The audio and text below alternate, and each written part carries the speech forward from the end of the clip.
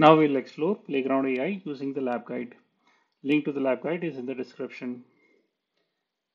As step 1, open playgroundai.com/create. We already have it open. If you're not logged in, it's going to ask you to log in. Step 2, Playground AI UI loaded. Let's actually check the Playground AI UI. We have the prompt input. Next, we have exclude from image toggle, which is the negative prompt. We check it on. So we have the option to give in a negative prompts. Then we have the image to image section. And at the bottom, we have the generate button. On the right hand side, we have the model selection drop down. Right now, we have Stable Diffusion 1.5, 2.1, DALI 2, and Playground V1 as the options. Below that, we have image dimensions, square, portrait, and landscape.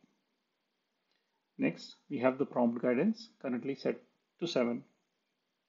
We have quality and details or the number of steps set to 30. We have seed, which is currently empty because we have the checkbox to randomize each number. Next, we have the number of images. We'll set it to 1. At the bottom, we have the private session. Any image that you generate in Playground AI is automatically going to be available in your public feed. We can switch to private sessions, and any image that we generate from now on is not going to be available in a public feed. Please check this particular option every time you load the Playground AI user interface. Let's go back to the lab guide and see what are the next steps. In prompt, type a photo of this particular prompt. We can select it without the quotes. Command C or right click to control copy. Command V to paste. Step 4, click on generate. So let's generate.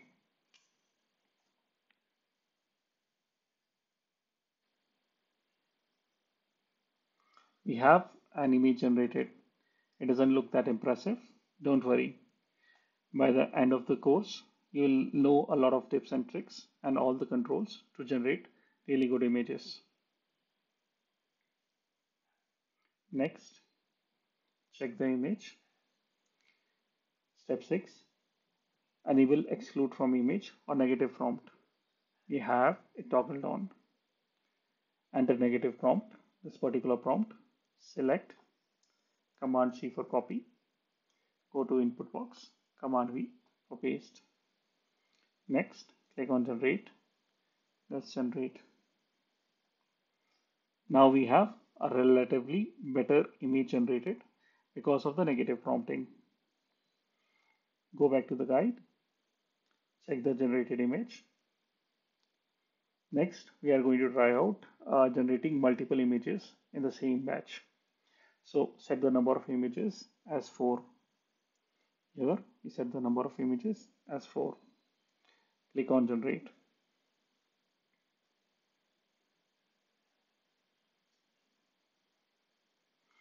We have 4 images generated, which are relatively better than our first generation, but still it is not perfect.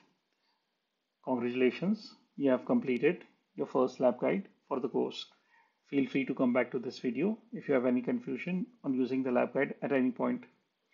In the next lesson, you try to use the same lab guide on your own laptop or desktop.